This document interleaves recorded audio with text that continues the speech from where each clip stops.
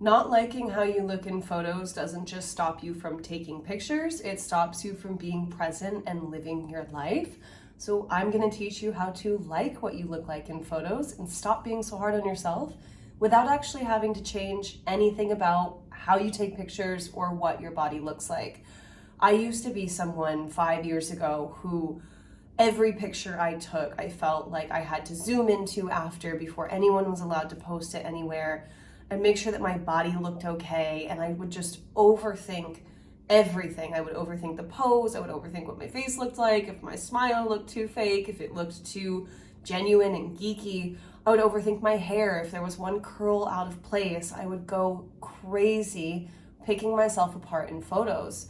And now I look back on those pictures and I wonder what I was thinking at the time, because I look fine. But the thing about not liking what you look like in pictures is it's not actually about what you look like, although you might feel awkward sometimes taking them. I feel so awkward when people take pictures of me. It's not about what you actually look like, it's about how you see yourself. And so there was a moment about 5 years ago where something just clicked in my brain and I felt like I had finally unlocked this key to not keep trying to change what I looked like, but to actually just like how I looked in photos as I was. And up until this point, I had been constantly picking myself apart, and it wasn't just like in day-to-day life. It was stopping me from really being present in really big moments in life, everything from college graduation to going on like really exciting, beautiful hiking trips with my friends, or taking family vacations, or capturing the little moments that you just wanted to remember, but maybe I didn't look perfect. So I was so hesitant to let someone take a picture of me. I would literally run away and try and hide. And it makes me so sad to think about that looking back now. But really what I'm grateful for, if it had to happen, is that I figured out how to like how I look in photos. And so I'm gonna share with you what happened in that moment and what I learned from it, so that without changing anything about how your body looks, you're gonna be able to be a lot kinder to yourself when you look at pictures, and over time, genuinely enjoy what you see. If you're new here, I'm Sarah. I'm a life coach. I mostly work with women on their mindset, and I started my career as a body image coach specifically. So feeling comfortable and confident in your body is extremely close to my heart, even though my work these days goes a lot farther beyond that into general self-esteem, self-confidence. Body confidence is a huge part of the client work I do. Also, there's always the link for booking a consultation in the description of the video. If that's something you want to do, I highly recommend it, because I'm an expert on all things body image and self-esteem, and I love helping people with this. But before we talk about what you need to do to like yourself more in photos, we need to talk about why you're not liking yourself in the first place. And the thing is, it's not so much in how you look, it's in the mindset. We've already decided this, right? And so what we need to understand is what in the mindset is misaligned. And what I've seen through working with hundreds of women on their body image and having just more self-confidence overall to show up in their life is that it's not so much about the photo itself, it's about the world that we live in today, where that photo ends up everywhere, right? It used to be like when I was younger, the fear of someone tagging you in something on Facebook, and that felt like the biggest thing in the world. However, now it's so much worse, where social media is just such a part of our lives and we post so much of what we do. It feels like our image, our presence online is also this persona we need to curate so that other people have a positive opinion of us. And so when we're afraid of not looking good in photos, or we pick apart every photo no matter how we look, what we're really afraid of is not that the photo's bad, but that other people will judge us and therefore reject us, essentially. What we really want as humans, especially when it comes to our appearance, is to be accepted and to be loved. And so understanding that this isn't actually about if your body is good enough looking or not, although your thoughts may tell you that that's what this is, what this is really about is you feeling good enough on the inside. And that's so much of what body image is. I constantly am coming back to this with clients. It's not just about what you look like. We do body image coaching, but really what it ends up being is so much deeper, so much more about self-esteem and self-worth and seeing your value and trusting that you're good enough. So 5 years ago, I had this moment that I didn't expect to change my life the way it did, but I was having a conversation with a friend, and I love, in my pastime, taking photos. Like, I have many cameras. I love taking photos. I love being artsy with it. I've done that since I was 15. I've always loved cameras, and I love old cameras. And so I was just at a thrift store of all places with a friend who also loves cameras, and we found the coolest old camera. But old as in like maybe 40 years ago. Sounds old, right? But then I started thinking about the history of cameras. And long story short, my friend and I have this conversation where we go back and forth about the history of cameras, and we get onto the topic of like, what was life like before we could capture images of ourselves?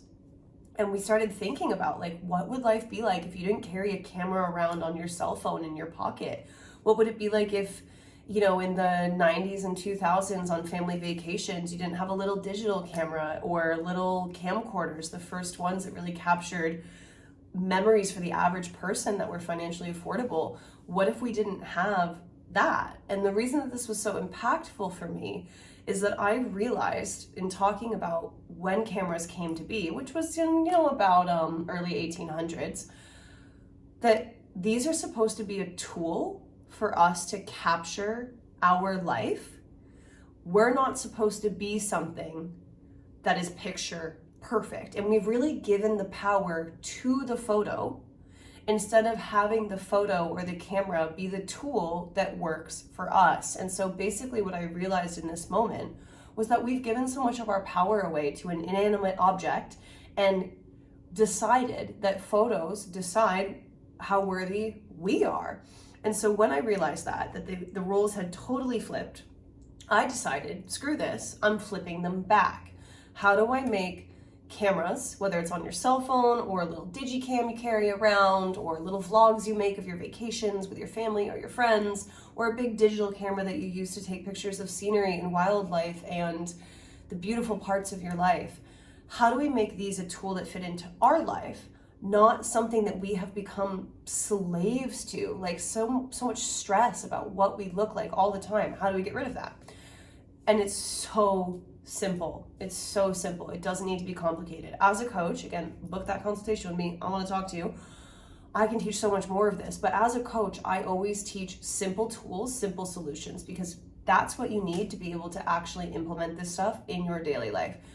So what I'm about to teach you, this tool is called a self-check-in method. Really fancy name. I don't do fancy names. It gets confusing real quick.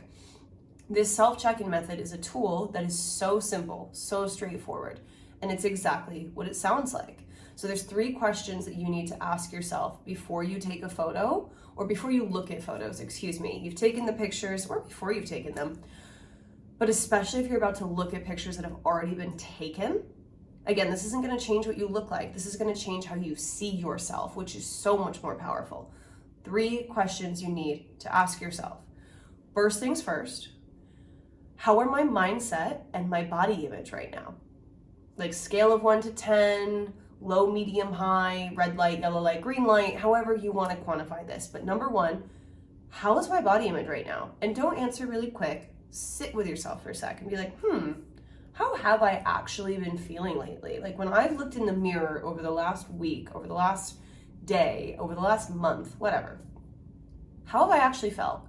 If I answered this honestly right now, I would say my body image is like a 7 out of 10. I've had some health problems pop up, haven't been able to exercise, I've just been feeling really bloated.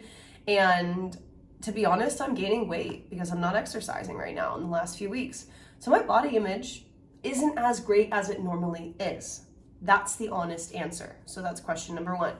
How are my mindset and my body image right now? Also, maybe you're just like in a really negative or stressed out mindset. That affects your body image. That feeds into question 2. What might be affecting my body image right now? And I want you to think a little bit outside of the box to remember that body image is a representation often of how you feel inside.